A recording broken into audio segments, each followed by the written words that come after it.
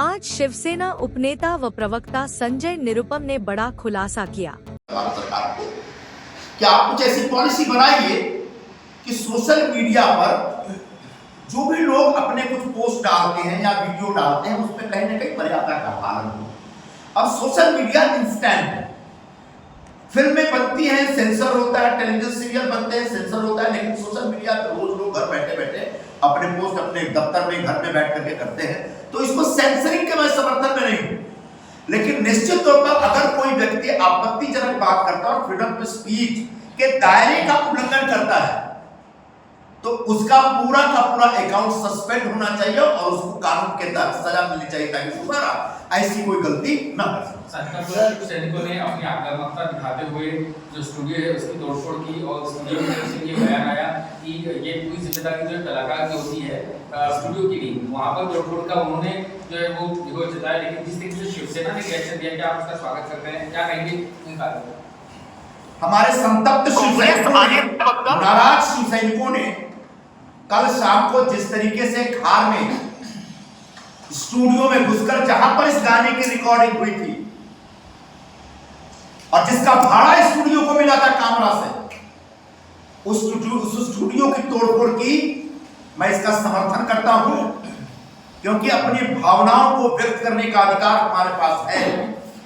अगर freedom of speech Kunal Kamra के पास है और वो हमारे नेता को गाली दे सकता है, उनका चरित्रहरण कर सकता है, तो एक फ्रीडम ऑफ स्पीच हमारे शिव सैनिकों के पास हो है उस स्टूडियो का तोड़फोड़ करने का। निश्चित तौर पर यह हमला जो होना चाहिए, एक्शन होना चाहिए था कुणाल कामरा के खिलाफ, लेकिन पता नहीं किस मिल में घुसा है, मुंबई में नहीं है।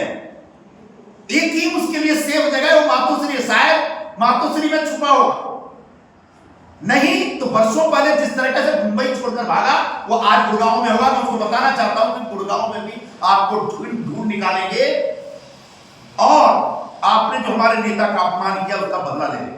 एक नाथ शिंदे जी का ये स्वभाव है कि वो आमतौर पे ऐसे लोगों को सीधे तौर पे जवाब नहीं देते, लेकिन मुख्यमंत्री देवेंद्र फडणवीस ने ये साफ निर्देश दिया कि ये इससे बर्दाश्त नहीं किया जा सकता और कुणाल कामरा को छोड़ा नहीं जाएगा। हमने देखा है कि शिंदे फडणवीस सरकार जो कहती है वो करती है, जो नहीं कहती वो बिल्कुल करती है। किस तरीके का एक्शन? कानून को अपना काम करना है और हमें अपने गृह मंत्री और मुख्यमंत्री के कामकाज के ऊपर पूरा विश्वास है, भरोसा है। आने वाले दिनों में मुंबई पुलिस कुणाल कामरा के ऊपर अलग अलग केसेस के तहत कैसे कार्रवाई करेगी, मुंबई पुलिस स्वतंत्र और करना भी चाहिए, हम उसका स्वागत करते हैं। लेकिन साथ साथ हमारा भी गुस्सा तब तक शांत नहीं होगा जब तक कुणाल कामरा को बुक नहीं किया जा सकता, जब तक कुणाल कामरा को सजा नहीं मिलती, जब तक कुणाल कामरा अपनी बात वापस लेके माफी नहीं मांगता। मुख्यमंत्री ने नागपुर हिंसा का जो मास्टरमाइंड था फहीम खान, वहां पर भी बुलडोजर एक्शन किया हुआ है। कहीं ना कहीं योगी पैटर्न जो बुलडोजर एक्शन को दिखाई दे रहा है, तमाम जो पीढ़ी थे उनकी लगातार मांग थी कि ऐसा बुलडोजर एक्शन किया जाए, वो एक्शन अब दिखाई दे रहा है। आप किस पर?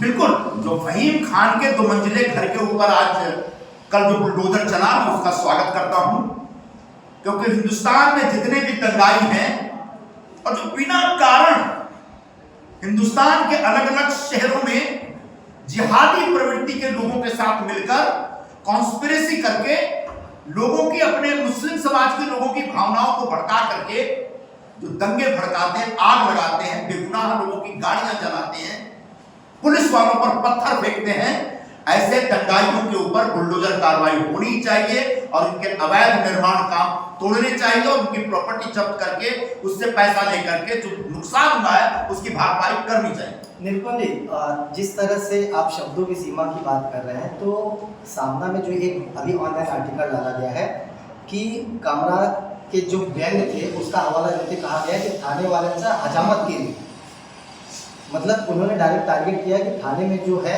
उनकी हजामत कर। देखिए ये बात तो स्पष्ट हो चुकी है कि सामना हो या उबाठा हो या राउत हो या फिर उद्धव ठाकरे हो या उनके बेटे आदित्य ठाकरे, उनका और कुणाल कामरा का एक नेक्सस है और उसी नेक्सस के नतीजे के तौर पर कुणाल कामरा ने व्यंग के नाम पर शिंदे साहब के ऊपर एक गलत टिप्पणी की है और बहुत ही पर्सनल लेवल की टिप्पणी की है और बहुत ही असंवैधानिक टिप्पणी।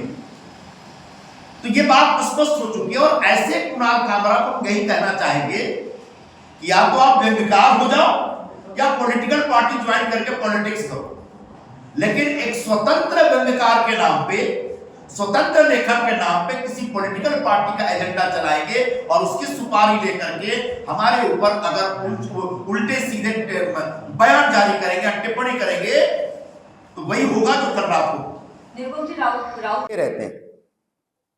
और राजनीतिक व्यंग्य के खिलाफ हम नहीं हैं, लेकिन राजनीतिक व्यंग्य के नाम पर जिस प्रकार से बहुत नीचे स्तर की टिप्पणी की जा रही है, हमारा विरोध उस पे।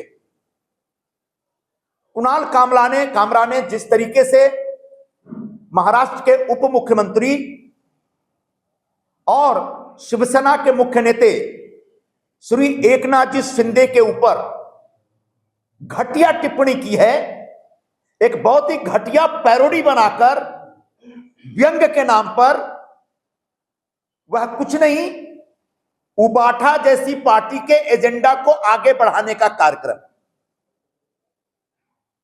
आप अपने राजनीतिक प्रतिद्वंदियों के ऊपर व्यंग्य बना सकते हैं, कोई दिक्कत नहीं है, लेकिन व्यंग्य बनाते समय उसकी एक मर्यादा का ख्याल रखना पड़ेगा। एकनाथराव शिंदे जी को कुणाल कामरा ने गद्दार कहा। गद्दार कोई तंज नहीं है, कोई मजाक नहीं है, कोई चुटकुला नहीं है, यह एक सीरियस एलिगेशन है, एक आरोप है, और कोई भी आरोप मजाक नहीं हो सकता। और यह आरोप कौन लोग लगाते थे?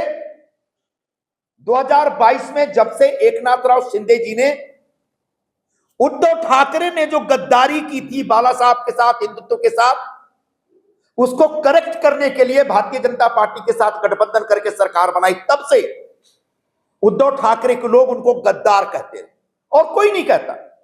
यह दूसरी बात है कि नवंबर 2024 में महाराष्ट्र की जनता ने यह फैसला दे दिया कि गद्दारी किसने की, क्योंकि उद्धव ठाकरे के पास सिर्फ 20 आमदार आए, जबकि हमारे पास कुल मिला के 60 आमदार आ गए, विधायक आ गए।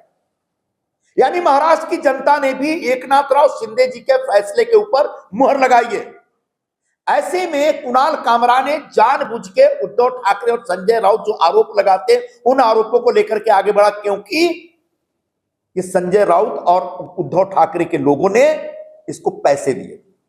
इसने उबाठा की सुपारी ली थी और सुपारी लेकर के शिंदे जी को बदनाम करने का प्रयत्न किया था। इसका क्या संबंध है उबाठा वालों से? इसके लिए दो फोटो आपके सामने में रखता हूं। ये देखिए, एक फोटो संजय राउत को कुछ दे रहे हैं, क्या दे रहे हैं, क्या ले रहे हैं मुझे नहीं मालूम। एक और फोटो है, और ये सिर्फ उबाठा के लोगों का ही आदमी नहीं है, ये पूरे कांग्रेस इकोसिस्टम का एक हिस्सा है। ये देखिए, राहुल गांधी के साथ भारत जोड़ो यात्रा में पदयात्रा करते हुए, फिर सुप्रिया ताई सुळे के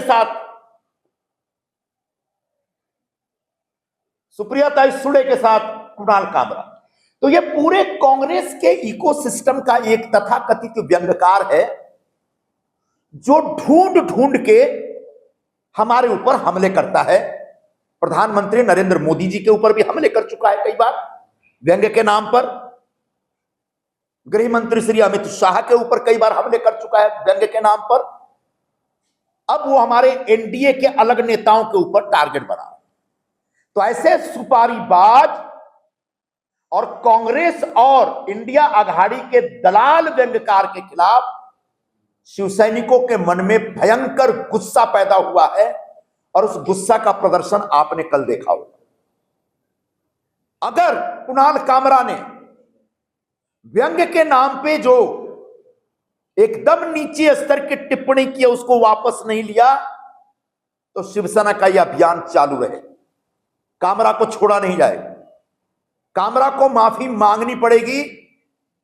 कामरा चाहे तो इस तरह के घटिया पैरोडी बनाते रहें व्यंग्य के नाम पर, हमें कोई ऐतराज नहीं है, लेकिन किसी संवैधानिक पद पर बैठे हुए किसी व्यक्ति को अगर गद्दार कहेंगे तो उनको माफ नहीं किया जा सकता।